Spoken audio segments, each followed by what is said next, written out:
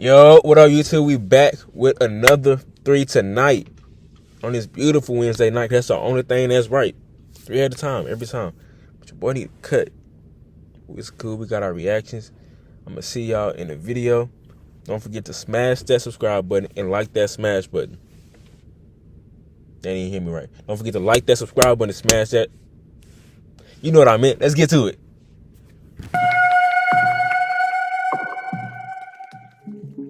On the morning of October 30th, 2014, a 54-year-old Russian pilot named Sergei Galitsky, along with his translator, walked into the Flight Safety International building in Wichita, Kansas. This building was inside of the Wichita National Airport, and it was basically just a big training facility for pilots. Once inside, Sergei walked up to the front desk and explained to the clerk in Russian that he was here that day to try to get a certification for a particular type of Cessna plane. His translator then repeated what he said in English to the clerk, at which point the clerk nodded and said they would go back and get Sergei's instructor. A few moments later, the clerk returned, now with a 78-year-old man named Jay Ferguson, who was the instructor. Jay introduced himself to Sergei and the translator. They all shook hands, and then Jay led the two deeper into the building. And as soon as they were inside, Sergei and the translator saw all this crazy high-tech training equipment basically everywhere they looked. Eventually, Jay came to a stop in front of this big white circular pod that was up on top of this electronic base. Now, to the untrained eye, this might look like a futuristic amusement park ride, but to Sergei, he knew what this was. This was a flight simulator. So Sergei had been a pilot for over 30 years. He had loads of experience flying. He had flown big commercial aircraft and helicopters. But today, he was learning how to fly a sort of mid-tier plane, this little Cessna plane. And before he'd be allowed, even with all this experience, to actually go out and fly this thing, he had to do a couple of simulated flights inside of the simulator to kind of run through the motions, get some experience before actually going out and doing it. And so Jay reached out and opened up the door to this pod and gestured for Sergei and the translator to go inside. And so they did. Sergei went in, and he saw right away that the inside was an exact replica of the inside of a Cessna, like down to every little detail. It looked exactly the same.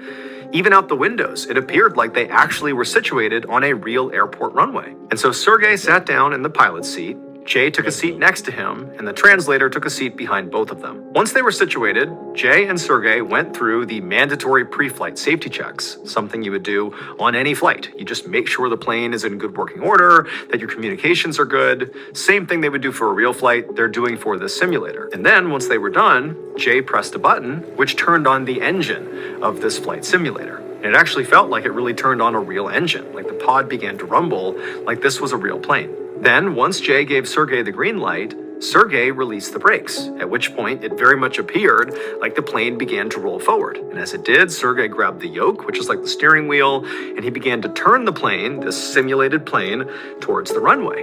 And it was amazing how lifelike this whole thing felt. The pod actually would move and kind of keep up with all the movements that Sergei was initiating in this simulation. It really felt like they were in an actual plane. And then, once Sergei had positioned the plane on the runway, he hit the gas, and the pod throttled back as the plane rocketed down the runway, and before long, they took off.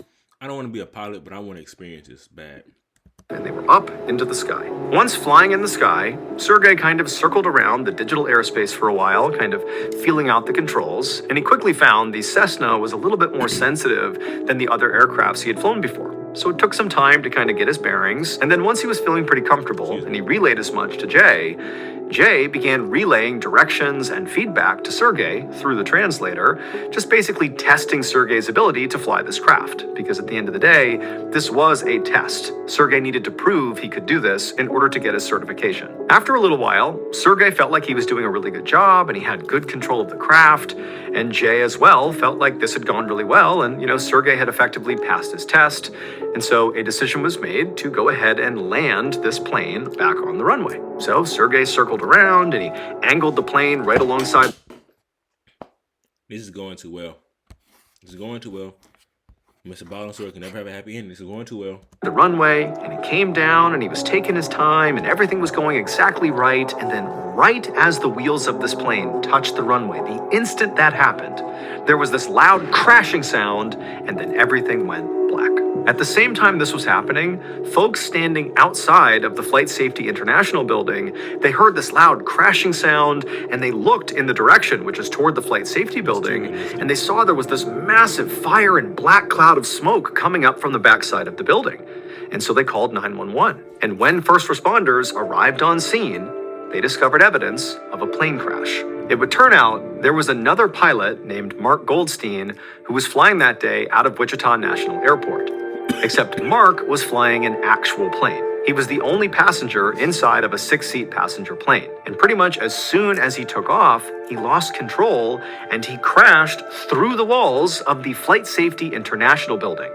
Specifically, he struck the flight simulator where Jay, Sergey, and his translator were busy trying to land their digital flight. The plane crash, along with subsequent fiery explosion, claimed the lives of Mark, Jay, Sergey, and his translator.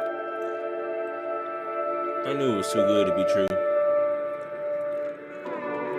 In case you haven't heard yet, our newest graphic novel, MrBallen Presents Where Nightmares Live, is available for pre-order right now. It contains another 9 heart-stopping, strange, dark, and mysterious stories. Not gonna lie, I really want to get one of his books. But